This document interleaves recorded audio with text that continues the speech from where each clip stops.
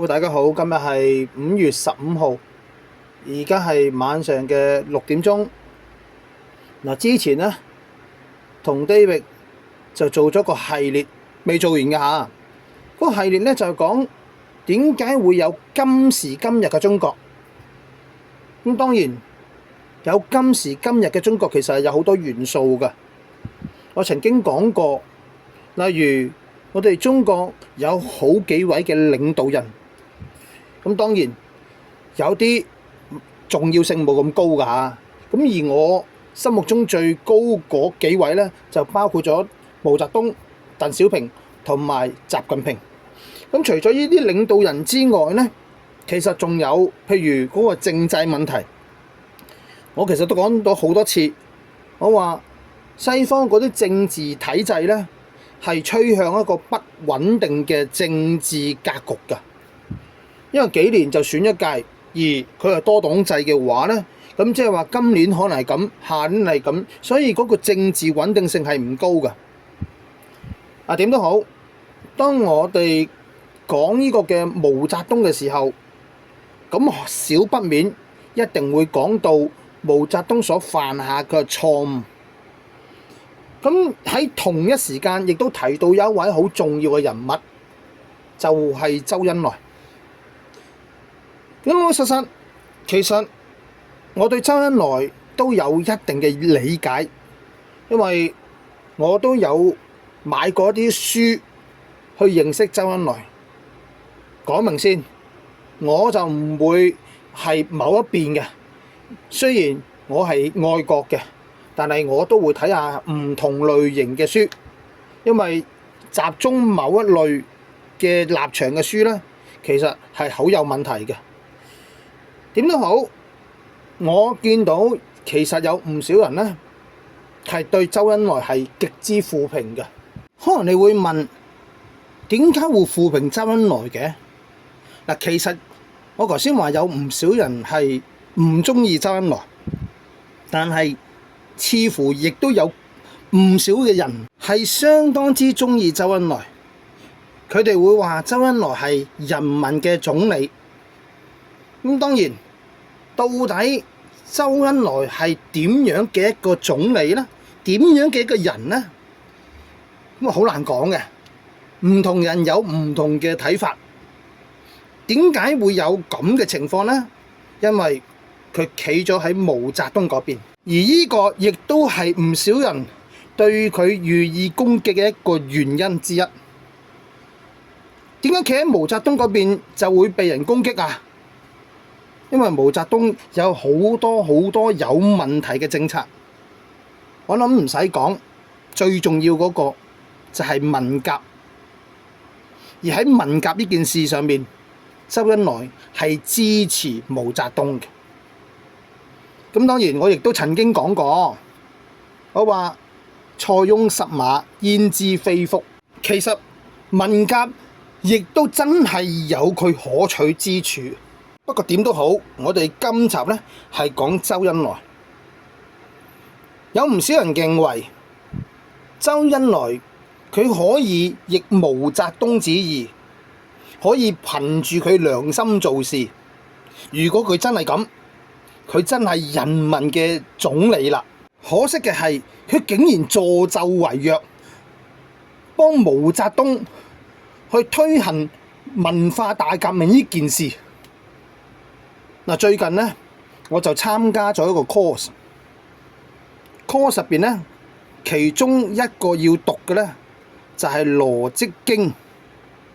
我唔知大家有冇聽過《羅織經》？羅織罪名嗰個《羅織經》係唐朝時候一個叫做來俊臣嘅人呢所寫嘅，而呢本被稱為天下第一邪書嘅書呢，就有12卷。我而家呢，就睇緊第4卷嘅控權卷，即係點樣能夠可以 hold 得住你手頭上你打返嚟嘅權力。而當我讀到呢一篇嘅時候，我就深有體會，所以我好想同大家分享一下，到底我點樣睇周恩來佢喺文革上面嘅行徑。嗱，呢一篇佢係引用文中入邊嘅其中兩句：盛世為宗，庸則自從。點解呢？即係話俾你聽，如果係太平盛世嘅時候，係只會用忠於自己嘅人。咁點解唔講話用啲有能力嘅人啊？因為平庸無才嘅人係最容易掌握同埋順從你自己。嗱，了解咗呢兩句之後呢，呢本書就引用咗一個視點，就係李林甫嘅選擇。接住落嚟呢，我就會同大家分享呢一篇文章。唐玄宗嘅時候，李林甫為宰相，握有實權，佢獨斷專行，十分之霸道。同佢對抗嘅人呢，都會被佢排擠陷害。至於有才能嘅人呢，就算向佢示好都好啦，佢一概唔用。用佢嘅講法，就係有才能嘅人點會甘居人下呢？時間一長，自然就會向李林甫佢挑戰㗎喇。所以佢又點會引狼入室呢？李林甫握有選擇同僚嘅大權，為此佢係特別慎重。佢所選嘅人都必須要經過佢親自考察，確認為無才無德，對佢忠信不二嘅人呢，先至會被挑選。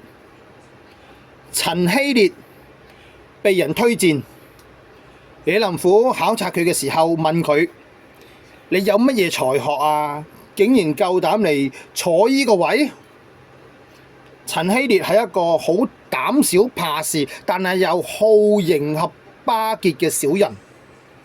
佢嘅答案係：而家係太平盛世，有大人一個人嘅才學就足夠啦。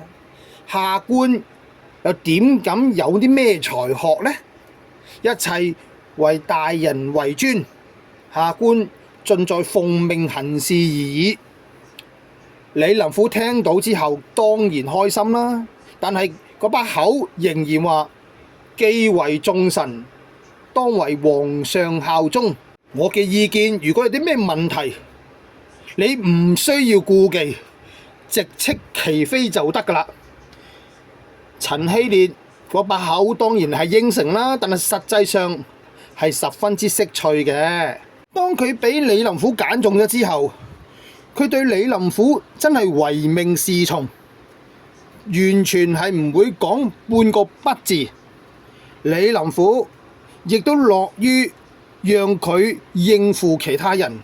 至於有啲重要事情呢，唔單止唔同呢位陳希烈商量，而且只會喺決定咗之後，即係李林甫決定咗之後，就派一個小官將嗰啲嘅決議就去到陳希烈嘅手上。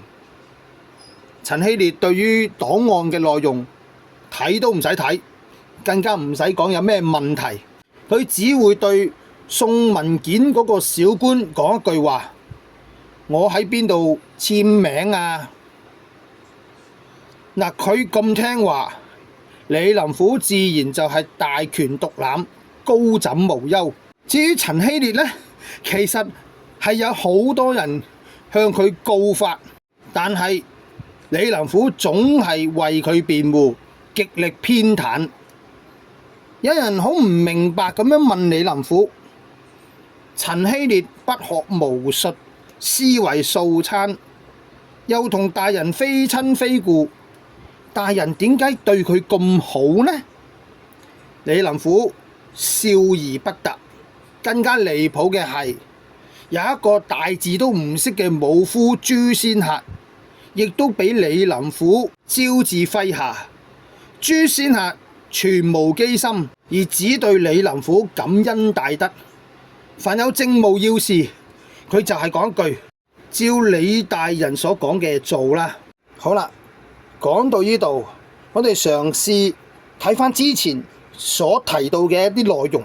文章一開始就同大家講，李林甫握有實權，佢獨斷專行，十分霸道，同佢對抗嘅人呢，都會被佢排擠陷害。大家諗諗，如果頭先所講嘅陳希烈或者朱仙客有一啲嘅機格，你覺得李林甫會唔會揀佢兩個去幫佢手呢？就算佢兩個已經成為咗李林甫嘅左右手啦，面對機格，你覺得李林甫又會唔會將佢兩個排擠陷害呢？點解我會用呢篇文章去同大家講周恩來？其實有好多對周恩來非常之有好感嘅人都會咁講。喺文革嘅時候，周恩來幫咗好多人，救咗唔少嘅人。我哋都知道喺文革嘅時候，有唔少有名有姓嘅人都遭受到不幸。